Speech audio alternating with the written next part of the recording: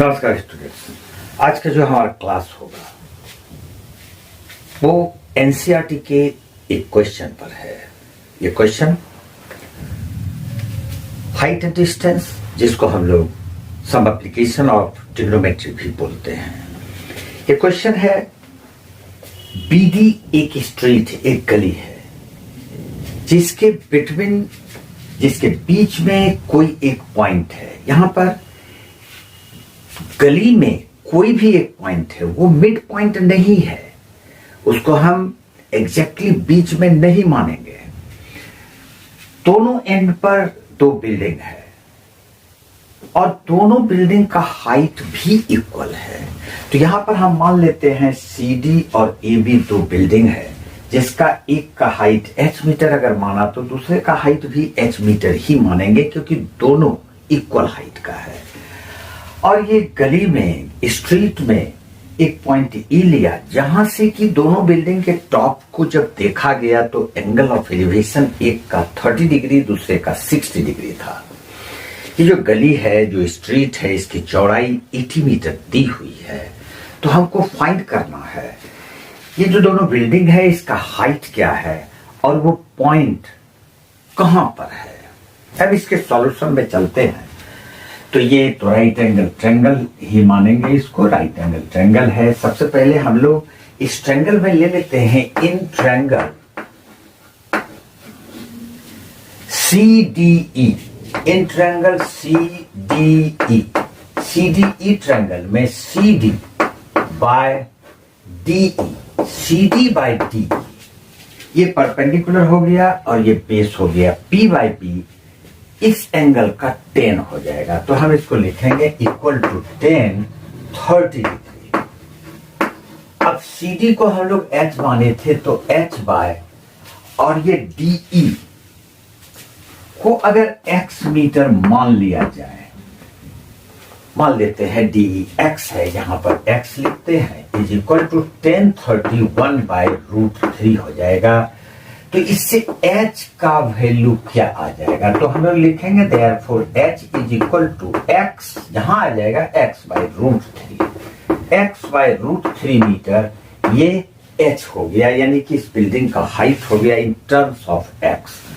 अब हम लोग इस ट्रायंगल में लेते हैं, in triangle ABE, in triangle ABE, इस ट्रायंगल में भी हम लोग AB बाय BE लेते हैं। AB by BE, AB by BE is equal to 1060 degree हो जाएगा। ये एंगल 60 डिग्री है, तो ये आ गया 1060 डिग्री।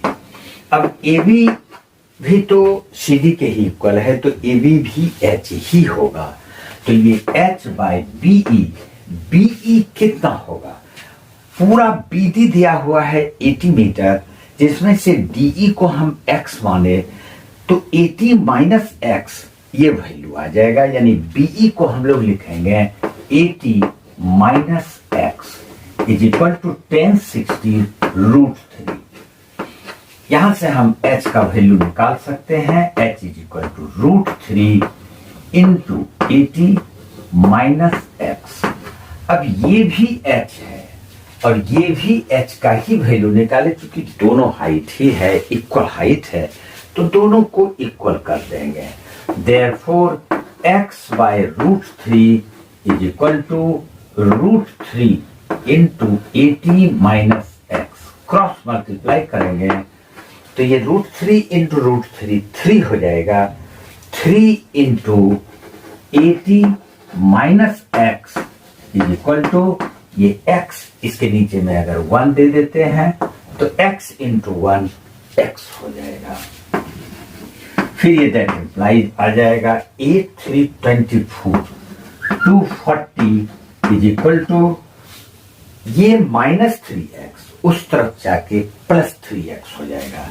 तो 3X प्लस X, अब ये 4X हो गया। 4X is equal to 240, therefore X is equal to 240 by 4 यानी 60 मीटर।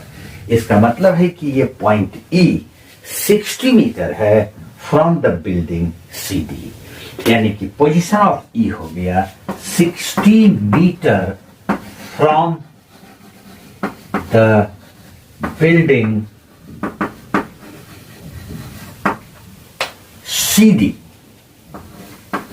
ये एक आंसर है। दूसरा आंसर हमको निकालना है इसका हाइट। इसका हाइट इस इक्वेशन से या इस इक्वेशन से किसी में भी अगर x का वैल्यू रख देंगे तो h फाइंड हो जाता है। तो हम लोग इसी में रखते हैं, since h is equal to x by √3 is equal to x का वैल्यू 60, तो 60 बाय √3, ये मीटर आएगा, इसको सिंप्लीफाई कर लेते हैं। 60 बाय √3 इंटू √3 और इंटू √3, तो ये हो गया 60 √3 और बाय 3, इसको कैंसिल कर देंगे। 20 इज इक्वल टू 20 √3 मीटर, यानी कि ये जो बिल्डिंग है इक्वल हाइट का, इसका हाइट 20 √3 मीटर आता है। ये आपका आंसर दूसरा पार्ट का था। उम्मीद है ये क्वेश्चन पसंद